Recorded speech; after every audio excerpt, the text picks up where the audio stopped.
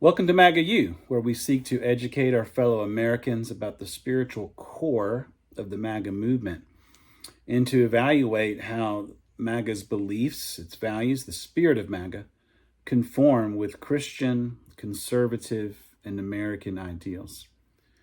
This is lesson 4 of our foundation series. Take care of the rich and the strong at the expense of the poor and the weak. Now, this lesson looks at the MAGA values that are expressed in the recently passed Big, Beautiful Bill. Now, it has often been said of journalists that their duty is to comfort the afflicted and afflict the comfortable. This saying originated in the 20th century and has been picked up by Christian ministers who've described their own mission this way, their own mission for their preaching. We can think about this bill as doing the opposite. It improves the lives of the most well-off among us at the expense of the least well-off. It afflicts the poor and immigrants and children while comforting the rich. In other words, the Big Beautiful Bill afflicts the afflicted while comforting the comfortable. And so it shows that MAGA values are really about enriching the advantage at the expense of the disadvantage. Let's do a quick survey on how it does this. This bill lowers taxes on corporations and on the wealthy. So it extends the 2017 tax cuts on corporations, lowering the rate on corporate profits from 35% to 21%. It raises the minimum amount for estate taxes from $7 million to $15 million. So before, you had to pay a tax on your inheritance if you were fortunate enough to inherit more than $7 million. Now you can inherit up to $15 million, which only the ultra-rich would do in the first place. If it's more than $15 million, well, you have to pay a tax. Now, it's true that there are other tax cuts in this bill that may benefit lower class households in certain situations. But the bottom line is this, and this is what's important to focus on. The Congressional Budget Office, the CBO, a nonpartisan federal scorekeeper, estimates that the income for the bottom 10% of households would fall by 2% in 2027 and up to 4% in 2033 as a result of this bill's changes. By contrast, those in the top 10% would get an income boost from the legislation, a boost of 4% in 2027 and 2% in 2033. Now, the ultra-rich, those in the top 10% of income, will get 68% of the total benefits of this legislation. This is also according to the CBO. In 2027, people making over $500,000 a year will get a total tax cut of $168 billion just that year. Now, there's nothing inherently wrong with lowering taxes. It's long been the position of fiscal conservatives to keep tax rates low, to avoid high tax government. The problem becomes is when the costs of that are borne by the vulnerable, the poor, the disadvantaged. So now let's look at that. So this bill reduces federal benefits to the poor. So that's part of what accounts for this decrease in overall income, the decrease in public benefits.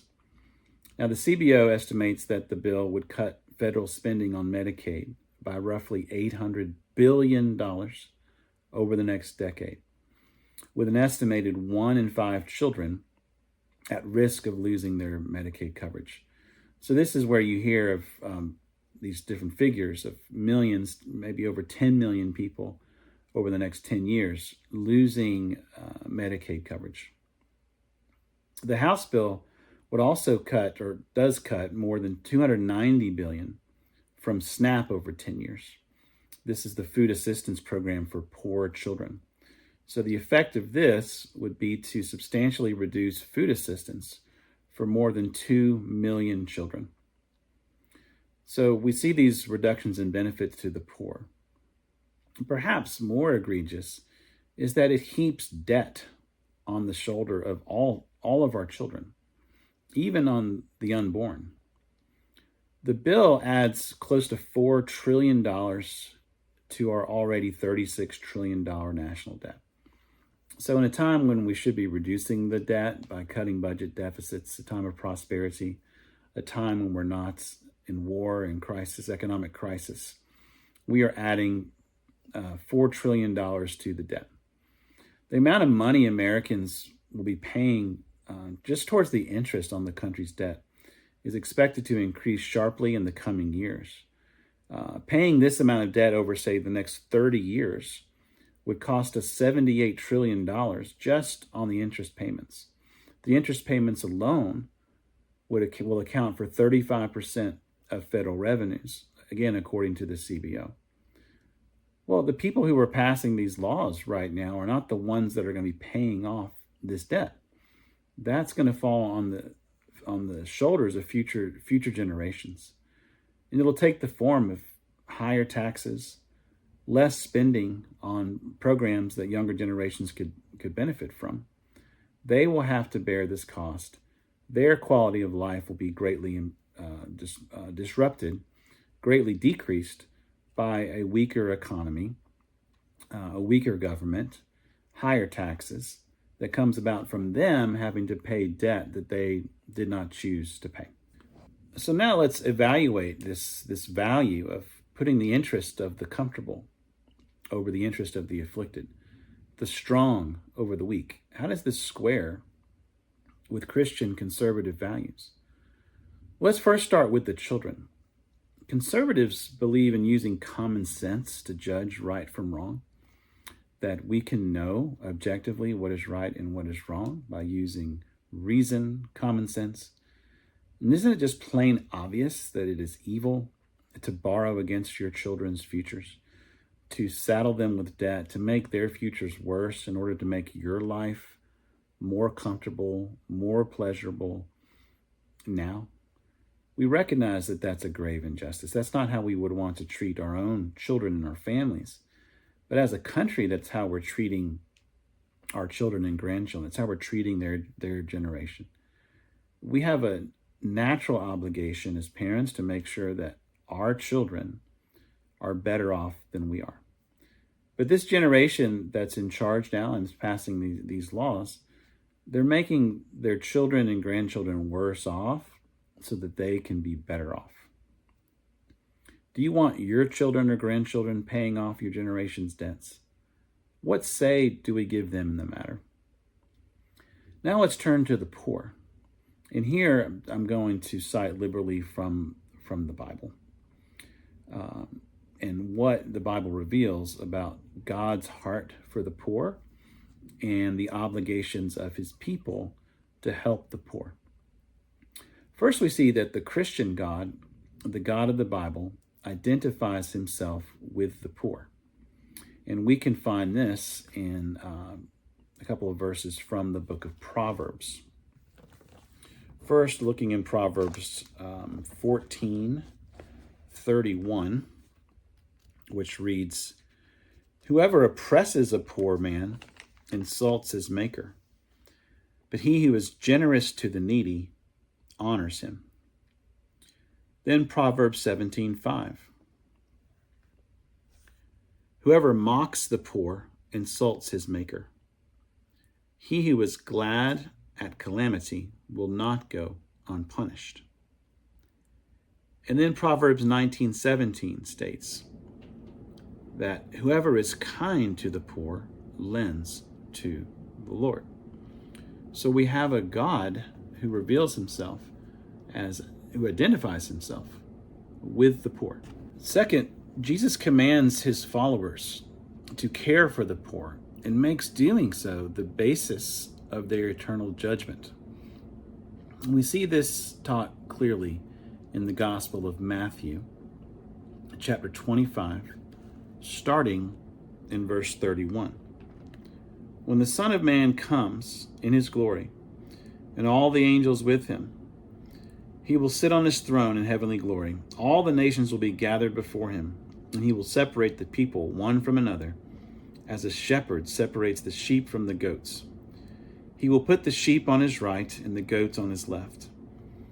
Then the king will say to those on his right, "Come, you who are blessed by my Father, take your inheritance, the kingdom prepared for you since the creation of the world.